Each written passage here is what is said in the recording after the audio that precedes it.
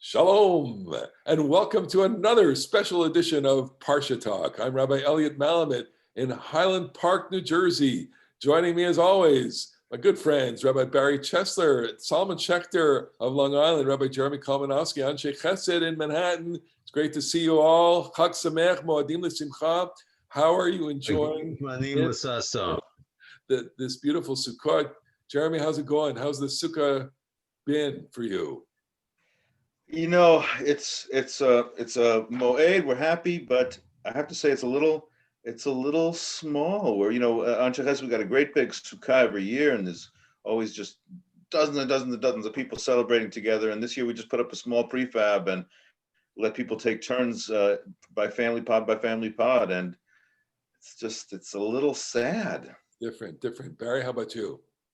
It's been good. I think the weather's been good for the most part, although we had a little rain today. As Jeremy said, it's small. We don't have hardly any guests. We just had a couple last Friday night for the first night. We'll have some more for Shmini Atzeret. We try and eat in the Sukkah on Shmini Atzeret when we can. It's kind of lonely. I guess this year we depend on the Ushpizin more than other years because the physical guests don't show up. Well, what's it like in Highland Park? Highland Park, I built a little sukkot, a little sukkot, a sukkot, a tiny sukkah outside my kitchen, a two-seater. It was actually very, very cute. I usually have a larger sukkah, and of course, the same thing. We're so used to seeing so many people and being with people. It's such a community holiday. So we get to enjoy Hashem all by ourselves, I guess, in our little spaces. Well, it's still better than the years when it rains for most of Sukkot, and you can't eat it anyway. So speaking of Ushpizin, we want to welcome our many virtual guests into this. We have a confined space on the screen here, the virtual Sukkah, and we're so honored to have you. We're getting lovely comments. We had a lovely comment this past week from a couple of people. We love having it, and I'm getting many suggestions that we should start creating T-shirts and mugs and getting people to write in. And one of these days we're going to raffle off and send you the Parsha Talk. It'll look like this. It'll be 3 Jewish men in boxes on a T-shirt. Actually, here's a good idea. We should let people send in questions. There you go. That's a good idea. That'd be fun. So send us your questions to any of us. You'll find us on the web. I don't have to give you our emails now. You know where we are on Facebook, etc. If you have questions, we're happy to talk about them because soon we're going to go into a new cycle of the Torah, and that's what we're going to talk about in our Parsha Talk this morning. But first, before we get there, let's just take a moment reflecting on the upcoming holiday, Shmini Atzeret, Simchat Torah. Shmini Atzeret, free association. I'm going to start with you, Barry Chesler. Shmini Atzeret. Good. It's enough. So I like the Midrash where we have the 70 sacrifices on the days of Sukkot that go from 13 to 7, and they represent for the rabbis the nations of the world. Sukkot is the universal holiday of Thanksgiving, and Shmini Atzeret is the day after just for us. We're God's Chavivim, special people.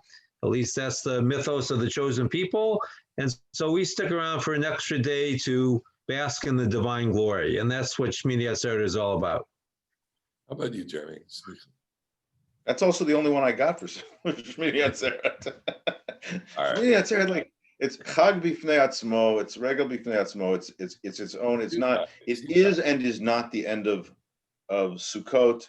But I have to say that working in the synagogue rabbinate, there's a little feeling of like limping home through the end of the holidays. Shmini Atzeret, ask me. Elliot, what do you feel like Shmini Atzeret's all about? Shmini Atzeret, it's such a precious holiday. For me, first of all, personally, I gave my senior sermon on Shmini Atzeret. So I remember it. It was a Unterberg Auditorium. It was a big moment in my life.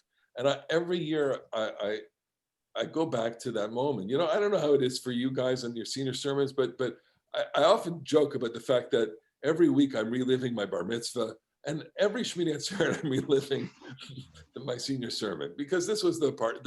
I spoke about the Haftarah, And obviously the Haftarah of Shmini Atzeret, just to orient everyone, it's the culmination of the dedication of the temple, Solomon's temple in Jerusalem. It's a magnificent moment, a tremendous moment in history of biblical Israel, where we're finally, and I have it open here, where Shlomo HaMelech stands in front of everybody and says, Kol Gadol, I love it, Kol Gadol, Baruch Adonai Asher Natan Manucha L'Amo Yisrael, which we also quote in a Shabbat, one of the Shabbat Mirot. You know, blessed is God who has given rest to the people. And that idea that you're home, the idea that all the travels are over and that we are now established is a very, very powerful theme. Not only that, but then at the end, it's your heart should be whole. And there's a great convocation, the great celebration. And on the 8th day, Solomon sends everybody home. Smechim v'tov lev. Happy and good of heart. Al kol hatova asher asa Adonai leDavid avdo Yisrael amo. All the good that God has given to David and to Israel. It's just this remarkable moment. I think it's a moment that is never replicated in all of biblical history. And I think it gets short shrift because of all the different feelings of the day. The other thing is in the synagogue life, and I think you can relate to this, the Yizkor on Shmini Atzeret has a deep resonance in the sense of, you know, it's over. The whole season is over. And we're getting to this moment. I always find that speaking before Yizkor on Shmini Atzeret is just a little more emotional. And especially because, you know, some of the themes in this Haftorah, you know, there's longing here. It's a sense that Solomon is longing for his father. He's longing for the person that he wants to show this to, who is no longer alive. And that really represents the great pathos of this day, I think. You know, I first of all, I love the Haftarah. I love the whole chapter. And if our listeners, you know, we read the beginning of the chapter, beginning of 1 Kings chapter 8 on the second day of Sukkot, and we read the tail end of it on Shmini Atzeret. But you also skip a lot, and the whole prayer of Shlomo is just, it's tremendous passage. Chapter 8 of Kings 1. Yeah, tremendous chapter, and I recommend people giving it a look. But it's interesting to me that you talk about that. You know, we've attained the rest, and we've arrived, and we'll talk about this a little bit more as the day goes, as our call goes on, and we talk about the function of Simchat Torah as an end and also a beginning. That stasis of we've arrived, I would say that's not actually one of Judaism's great modes. I think that Judaism's great modes tend to be the impossibility of thinking you've arrived and being on the perpetual journey. And so the fact that our chapter is a huge triumph that Shlomo has built the Bet HaMikdash, but it's also true that we've inherited a Tanakh that, and the themes of the Chumash itself and the Tanakh broadly are about exile and about not having arrived and Churban. So there is this moment of success, but it's also packaged for us in a context of Galut and Churban. Well, that's so. Go ahead, Barry. It's worth comparing Sukkot here with Pesach. Pesach is a universal holiday. I think probably more Jews observe Pesach, certainly than Sukkot, but perhaps more than any other holiday. And there in the Torah, people go home on the second day, right? You could turn and go home after you've made your Korban Pesach on the first day and return to your home. But the sense of completeness, I think that Shmini Atzeret maintains is that it makes Sukkot, the 7 days of Sukkot, a complete holiday. You're in Jerusalem, at least the theory goes, for the entire week, and only then can you go home. And even though we no longer travel on Yom Tov, halachically speaking at least, we have this idea that it's a day when we can go home because we spent our appropriate time in mythic Jerusalem for the week of Sukkot, And now Shmini Atzeret is really the home holiday, the counterpoint to the first 7 days. And it provides, at least for me, I think, a nice sense of completion. And perhaps that's why I have always liked eating in the Sukkah on Shmini Atzeret when we can, to make that tangible connection with Sukkot. Which is a custom, I suppose. I don't know the intricacies of it. Of course, observed in some areas and not in others. But certainly the idea of reaching something and then saying goodbye to it, that of course is part of the wistfulness of the holiday. I would just add one little asterisk to what you were saying, Jeremy, which is, it's very quick after chapter 8 in the Book of Kings that things go really downhill for Solomon personally, and then for the kingdoms, the kingdom of Israel. Solomon, it's pointed out that he spends a certain number of years building the temple, and then having completed that, having given the greatest piece of construction and architecture to Jerusalem, he has to surpass it with his own palace, and there's a sense of emptiness. And then what is seldom related to and is how not corrupt, but he turns to idolatry. He marries thousands of women. He becomes less than whole, and there is a decline that sets in almost immediately after the kingdom that leads to exile. So in this sense, this moment represents the highest achievement of biblical Israel. And then what happens after they get exiled and return, Ezra rebuilds the temple. It's nowhere near as grand as Solomon's temple. And we're looking back to that. I think that it leaves a certain kind of moment, which is part of the tension, the great, I think, pathos of reading these stories. That's why I feel it very deeply. We achieve a certain point in life where we reach the pinnacle, and then you say, then what? But I like this because for the reasons that I alluded to before, I can relate more to a religious dynamism of advancing and retreating. Ratzova Shov. It's always surging forward and falling backwards. It's Adam Nikra Mehalech. So the Hasidic tradition, a person's always in motion. You never arrive.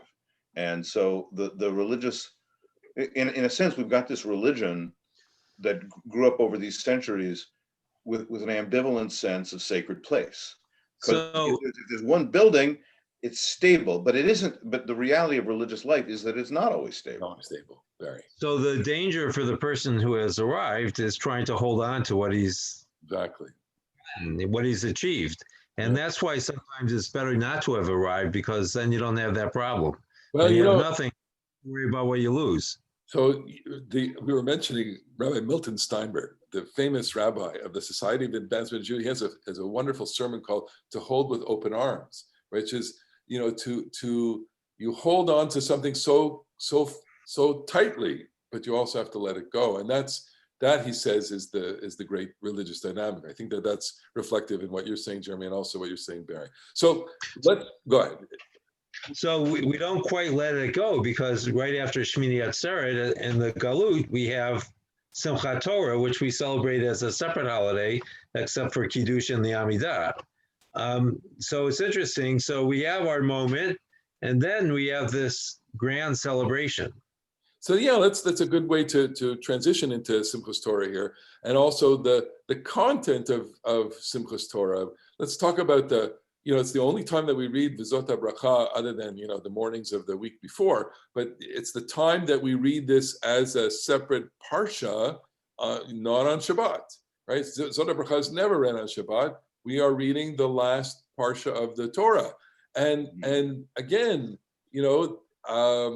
I have to say, sometimes I get very emotional when we read this parsha. We've had this, we've been living with Moshe, we've been living with Bnei Israel for months now, and here it is. This is the culmination of the journey. Moshe doesn't get to go in. We talked about this last time. That it's a constant reminder. You're not going in, and Moshe dies. And of course, the Midrashic tradition of Moshe's death. Moshe wants to hold on to life to the very end. He doesn't want to let go at all. And Moshe emerges, of course, as the great lover of life, and something more in this. I don't know, how do you like to reflect on the conclusion? Jeremy, I'm going to turn to you with some ideas, that come to us from the end of the Torah. There's a rabbinic statement. I don't actually remember where this appears, but there's a rabbinic statement that Moses, these final 12 verses about his death, that Moses wrote them b'dim'ah, and I think that could be interpreted in two ways. Moses wrote them in tears, meaning he wrote them while crying, or he wrote it in tears. The material on his pen was his tears, as he inscribed the last 12 verses that describe his own death. And there was never another one like Moses who arose in Israel, whom God knew face to face. Lo kam naviot b'Yisrael k'Moshe. Adonai panim b'fanim. And the people weeping for him. This is a true end of the generation, and it's an overwhelming feeling of, because it's totally conceivable that the Torah would have continued on into the book of Joshua, right? Like, you could totally have imagined that we have not a 5 books of Moses, but a 6 books of Moses, and that the Torah would itself describe the people's entry into the land. It never does. We are always left at the end of the journey looking across to an unattainable future. And we start again at Bereshit. Yeah. And to me, that is just a super powerful, inspiring reality, that we're always on the journey. We're never about arriving. And this is a poem by Rachel, the poet Rachel, who this is actually on her grave at I guess Degania or wherever it is in the Galil. Kol ish unevolo. Everybody has his own nevo. Everybody is headed towards death. And so that the first bit of Simchat Torah, Moses' elegy, his climbing the mountain, the tears that he writes at the end, and then we go back to Bereshit. We'll talk about that and elaborate. But Barry, tell us your thoughts. So I love that phrase, Asher lo yada'o panim el panim, that no one else knew God face to face. I think that sometimes when we think about death, we think about meeting God face to face. But what the Torah here reminds us is that what's important is not death, but life. That even though the Torah concludes with the death of Moshe, it's really the life of Moshe that's so important to us. It's not his death. He has no place to mark his grave, because he's not going to become an object of veneration in the way that saints or Hasidic rabbis did in Europe, or even some places in Eretz Yisrael. In Queens. That too. Well, that's where the Messiah is. And I think that Moses, what's so beautiful about Moses is his relationship with God in this world, right? It's God who buries him, at least in the tradition. And he walks with God to the very end. But, the other thing that I keep coming up against is that it says that he's buried Mul Beit Peor, right? He's buried against the house of Peor, where the greatest sin of the wilderness generation took place. And, we spoke a week or two ago about God not being able to let go. And this is, one of the last verses of the Torah. And as the word of God, it's God not letting go. That Moses can't go into that night gently. So but I want to, that the text that is moving to me is Vayarehu Adonai et kol haaretz, that this happens exactly as you say, Barry, with a great sense of partnership, that God shows Moses the land, God himself, right?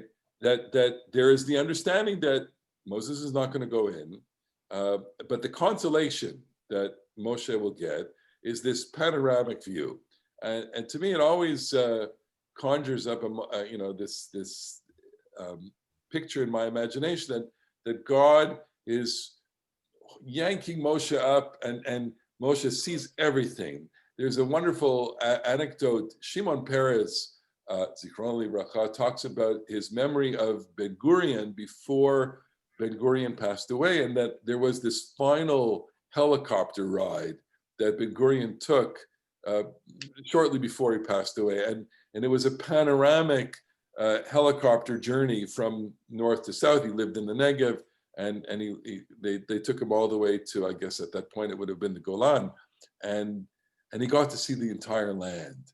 It's a great moment that Ben Gurion, who was the colossal figure, who got to see everything. And the question I always have in my imagination is, what is Moshe seeing at this point?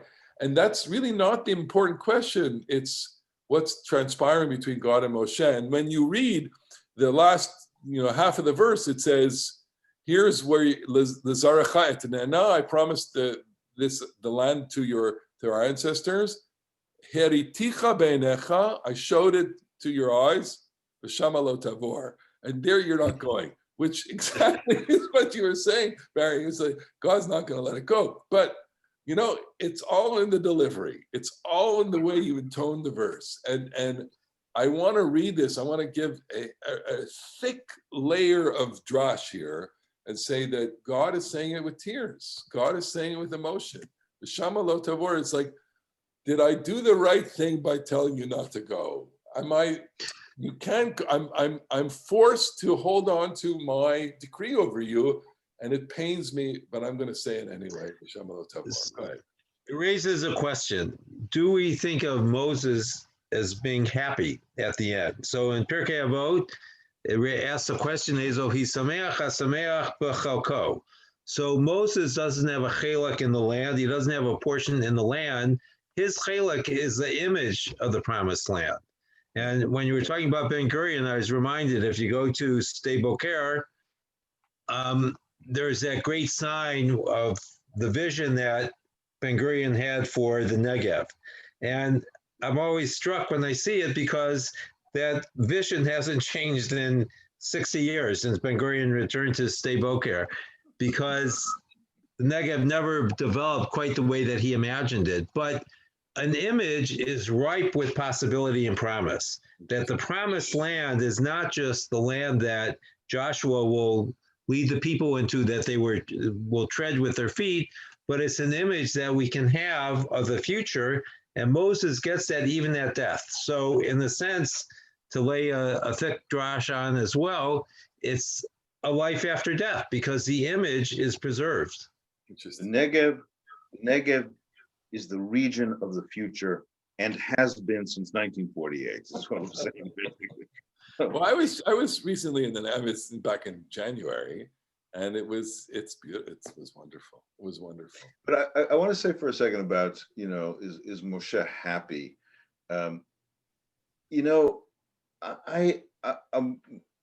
Maybe the answer to that question is that Moshe is, like all human beings, unfulfilled. And maybe Shlomo has this moment of at the apex of his life and the apex of his achievement. And Moshe has had these things as well.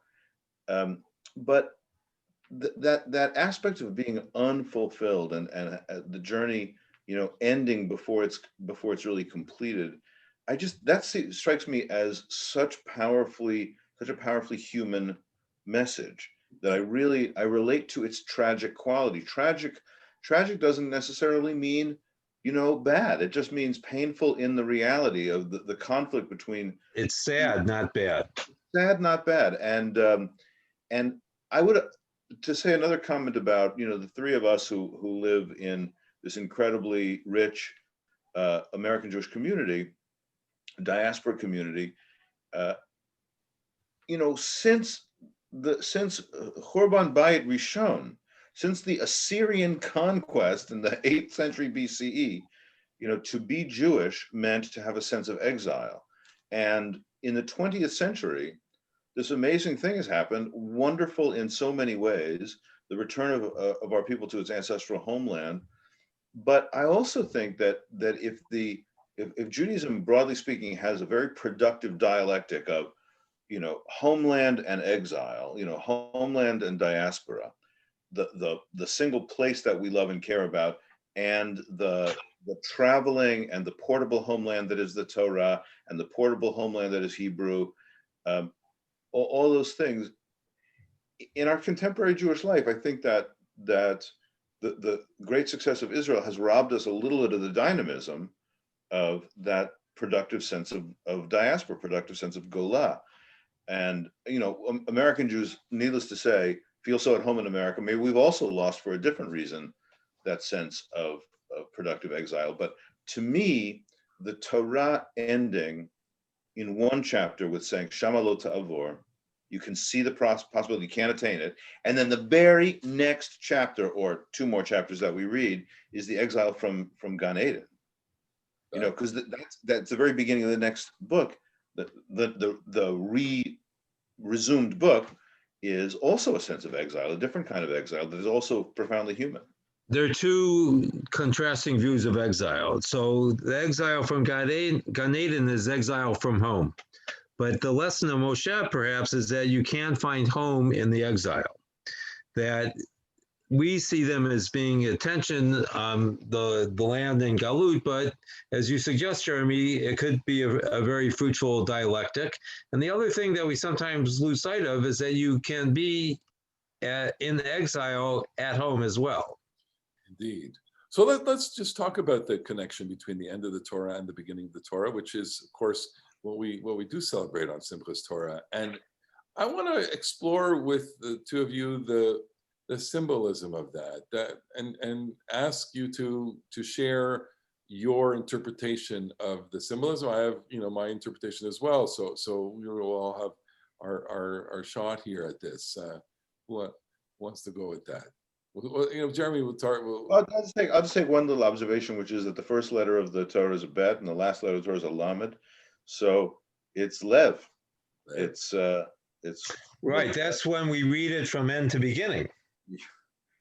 That's right. From end to beginning, you get heart. Yeah, that's beautiful. So I feel like Simchat Torah for me represents both, like a holiday and the singing and the dancing and stuff. But when it really works for me on a spiritual level, it is about this inexhaustible journey of, a really thrilling intellectual, spiritual journey of study. That's one of the things I love about this religion, is that it is an extremely intellectual. It thinks that the stuff that goes on in your mind is of profound importance, and you can understand something about what it is to be a human being and what it is to live in God's world. So that's the thrilling part about studying Torah for me. So I think of geometry, and one image that we have is of the circle of life, which is endless and frankly pagan.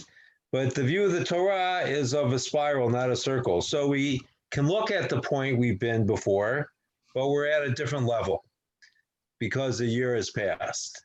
And what I like is that we keep going, and as we get older, we add a year to our memories, a year to our life. And the Torah continues to enrich us, because it only has 70 faces if you only live 70 years. But if you live beyond 70, it continues to shine its countenance upon us.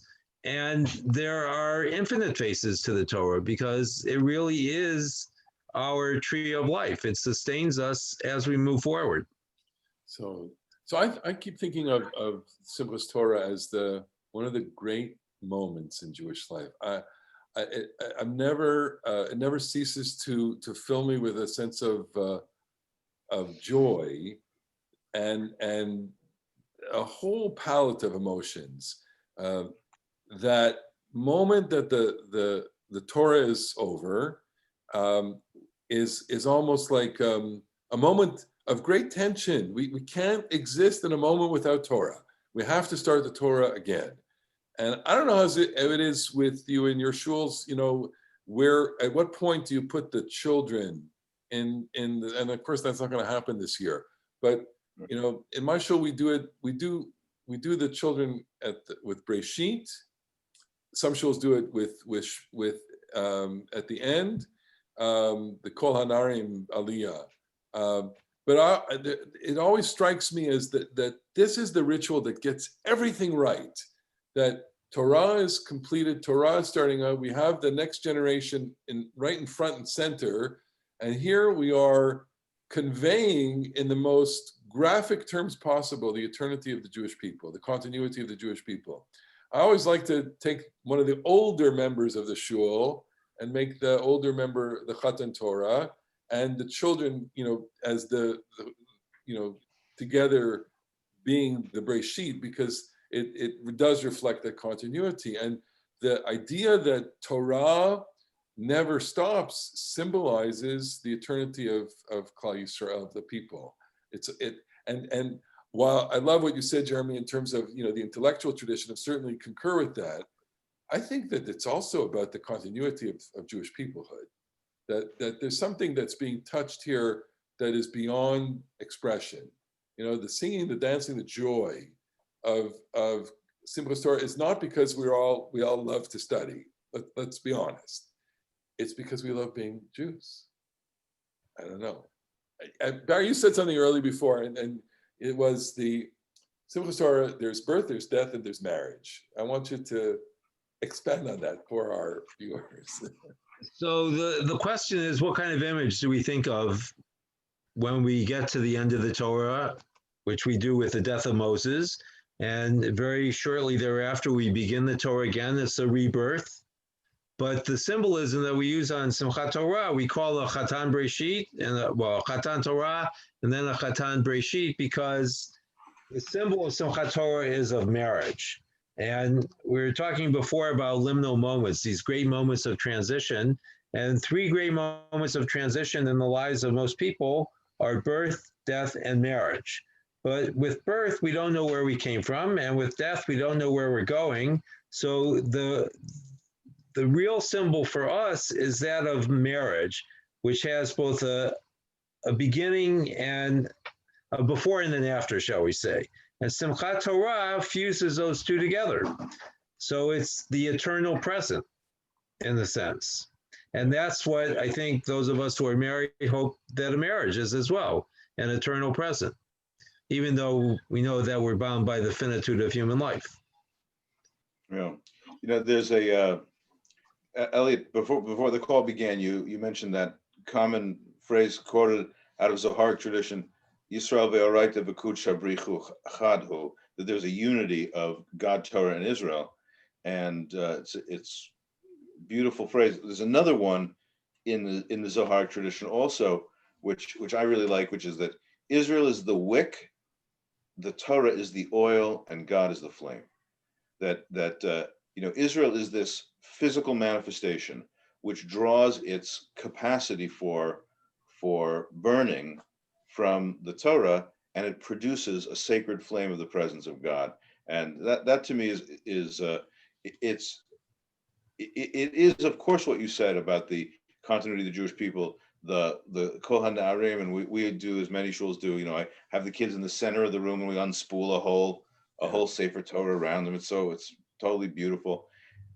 But it is also the encounter of the people with the oil that makes the flame eternal. So it's so fascinating, and of course our time is running out. But so the three of us have three different valence points to this whole experience, and of course we share. We all agree with each other on the other interpretations.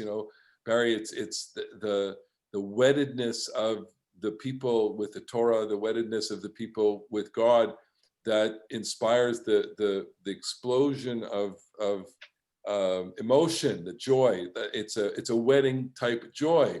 And for Jeremy, for you, it's that the spiritual linkage between God, Torah, and Israel that is the source of joy, reflected in the imagery that you cited. And for me, it's the continuity of the people. It's a peoplehood holiday, and you see all of these these strands are totally woven together here. I think in such a beautiful way. Totally. The simcha of Simchat Torah has so many dimensions to it. These deep dimensions of eternity, of continuity, spirituality, the center of Torah in our lives, the joy of starting again, starting renewal. I think that this is the real Rosh Hashanah. This is also where the story gets to begin again. And our story will begin again too. We will be back. It's hard to say this, but we will be back next week with Breshit, Shabbat Breshit Breshit. bara Elohim. This Oh, is that's unbelievable. And it's been such a joy. It's such a joy to share Torah, share thoughts with, now we're up to like 15 viewers. It's amazing. We want to wish everyone excellent viewers. They're awesome viewers. You're awesome. We love you all. We want to wish every single one of you a beautiful, beautiful Simchat Torah, Shmini Atzeres. Enjoy it. God is going to give us beautiful weather, hopefully, and it will round out what has been a complicated time and give us just a little more joy. So, for my colleagues, Rabbi Jeremy Kalmanowski, Rabbi Barry Chesler, Chag Sameach and Shabbat Shalom, and thank you for joining us. Shabbat Shalom, Chag Sameach.